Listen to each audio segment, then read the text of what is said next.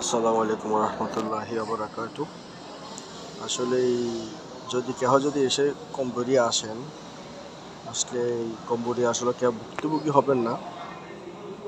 দেখেন, এখানে আসলে আপনার ইমিগ্রেশন অনেক প্রশ্ন করে, অনেক কথা আপনাদেরকে জিজ্ঞেস করবে, ঠিক আছে?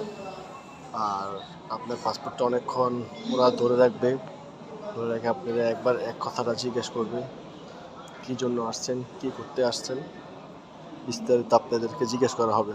হ্যাঁ, সো ভুক্তভোগী হওয়ার কোনো কারণ নেই, তবে এখানে অনেক মশা, আপনার এয়ারপোর্টটা অনেক মশা, ঠিক আছে? তো আপনাদের উদ্দেশ্যে এটাই বলতেছি। হ্যাঁ, এটা তো আসলে একটা ছোট রাষ্ট্র, মানুষ তো ঘুরতে আসে, ওরা তো বোঝে না আসলে আমাদের দেশটা কী জন্য আসে। একটু ভুক্তভোগী করে এরপরে আপনার বিষয়টা অবশ্যই করে দেয়। 2 ঘন্টা বা 1.5 ঘন্টা এভাবে আপনাকে ধরে রাখবে, আপনাকে জিজ্ঞাসা করবে কয় ডলার আনছোস, কি আসল বিষয়, এগুলো জিজ্ঞেস করবে। জিজ্ঞেস করার পরে দেখা যায় আপনাকে ছেড়ে দিবে, বা আপনাকে ভয়ও দেখাতে পারে, চোখে ফাটাই দেবেন বা এসে ভয় পাবেন না। কারণ এদের দেশে আমরা যদি না আসে তাহলে দেশটা আরও আছে নাকি, আরও আছে। সো হয়রানি হবেন না। এটা হচ্ছে আপনার ইমিগ্রেশন কম্বোডিয়া।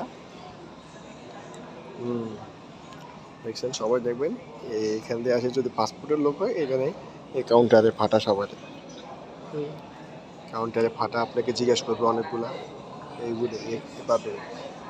সো কেউ ভুক্তভোগী হবেন না, হয়রানি হবেন না। আর কেউ যদি ল্যাপটপে আপনারা জানতে চান, এই ল্যাপটপে এখানে আছে, ল্যাপটপে আপনারা করতে পারবেন, একটু ভুক্তভোগী হয় লোকজন এইরকম।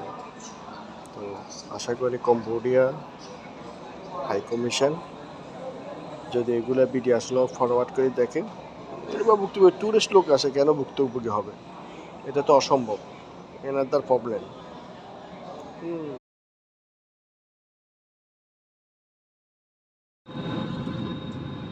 Lubuk sa inanganin kanya nagdamay o pinyabrega sa matapagin karang po nagkaging siyang nagkakabanghan yun na witong para